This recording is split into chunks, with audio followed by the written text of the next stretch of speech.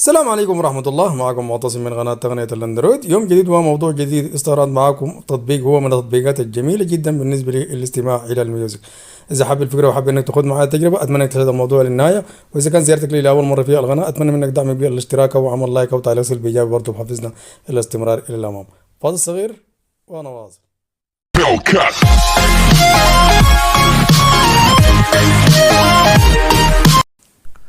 هو واحد من التطبيقات الرائعة جدا للاستماع إلى الميوزك، والتطبيق طبعا لديه أداة جديدة ومميزة إلى جانب وجود خيار التعادل، ويمكنك برضو إجراء التعديلات بحسب التعديلات المناسبة معك بمختلف وإضافة تأثيرات مختلفة بتغيير الموضوع أو واجهة المشغل المناسبة معك، وتخصيص طبعا المشغل وتركه بالواجهة اللي أنت بتشوفها مناسبة معك.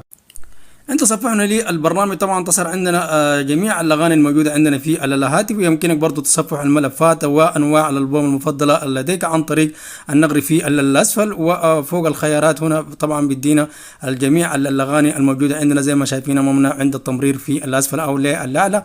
بيتصل عندنا جميع الاغاني الموجوده عندنا بتمرير سلس وجميل وبشكل جميل جدا ومنسق بالنسبه للتصفح الاغاني الموجوده عندنا بواجهه الاساسيه او بالشكل الأساسي بالنسبة لمشغل البرنامج.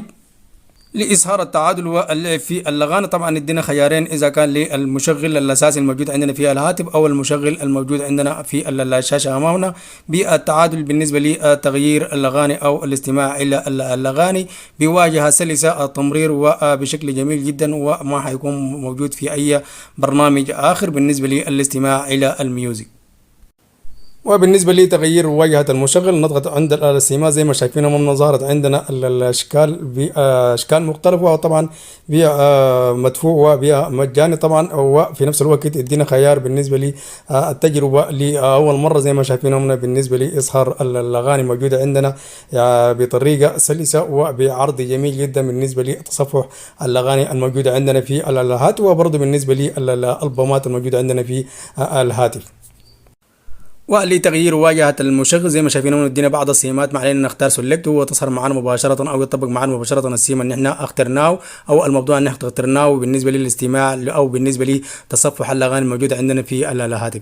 يعني بجد هو مشغل جميل جدا ويغنينا عن اي مشغل اخر بالنسبة للاستماع الى الميوزك. وطبعا البرنامج يحتوي على العديد من المميزات الممكن نقدر نستفيد منها استفادة قصوى لتغيير واجهة المشغل، وطبعا بها المدفوع وفيها المجاني. ممكن بالنسبة للمدفوع ادينا خيار لأول مرة، وممكن نستخدم جميع السمات الموجودة لأول مرة. طبعا إذا كان رجعنا مرة أخرى ما حيطبق معنا إلا دفع مبلغ من المال، ولأنه بجد هي كلها سمات أو مواضيع جميلة جدا وتغير لنا واجهة المشغل أو واجهة المشغل بالنسبة للاستماع إلى الميوزك.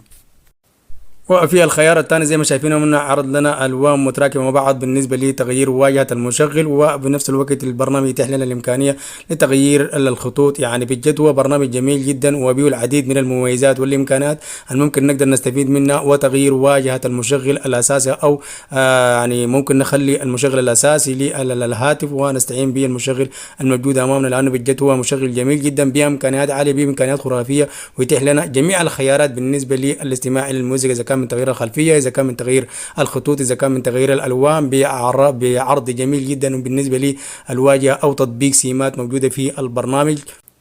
والبرنامج يحتوي أيضا على وظائف أخرى لتغيير الخلفية الإعدادات الخاصة بالبرنامج، إذا كان باللون الأسود أو باللون الأبيض، أو ممكن تختار أي لون بالنسبة لاختيار الخلفية. زي ما شايفين ممكن نختار أي خلفية موجودة عندنا في البرنامج حتى بالخلفيات أو الصورة الموجودة عندنا، وتصفح الأغاني أو تصفح الألبومات الموجودة في الهاتف زي ما شايفين. يعني بجد هو برنامج خرافي، برنامج مثالي جدا ممكن نستفيد منه بالنسبة للاستماع إلى الميوزك بالإمكانيات الهائلة والإمكانيات الخرافية الموجودة في البرنامج. والمميز في البرنامج طبعا هو برنامج مجاني تماما، ممكن تتحصل على رابط تحميله اسفل الفيديو برابط مباشر بمشيئة الله. والعديد من المميزات اللي ممكن تكتشفها لوحدك، لكن يعني اذا كان حبيت انه نخش في اي قسم لوحده واشرح اي قسم بالنسبه للاعداد الخلفيه او تغيير الخطوط او تغيير نبض المواضيع الموجوده فيها البرنامج، حياخذ مننا زمن، لكن اترك له حريه الاختيار بالنسبه لاعداد البرنامج في الهاتف. وطبعا البرنامج سهل الاستخدام بالنسبه للاستماع الى الميوزك، اذا كان من التعادل، اذا كان من تغيير الصوت، يعني كميه خرافيه جدا من الاعدادات اللي ممكن تكتشفها لوحدك في البرنامج زي ما ذكرت سابقا، لانه برنامج بامكانيات عاليه بامكانيات خرافية ممكن نستفيد منه استفادة قصوى بالنسبة للاستماع إلى الميوزك. ولحد هنا درسي أنت، وأذكر وأنبه بالنسبة للناس اللي بيشاهدونا لأول مرة، نتمنى منهم الاشتراك أو عمل لايك أو تعليق سلبي إيجابي برضو حفزنا إلى الاستمرار إلى الأمام، وأشوفكم في أمان الله.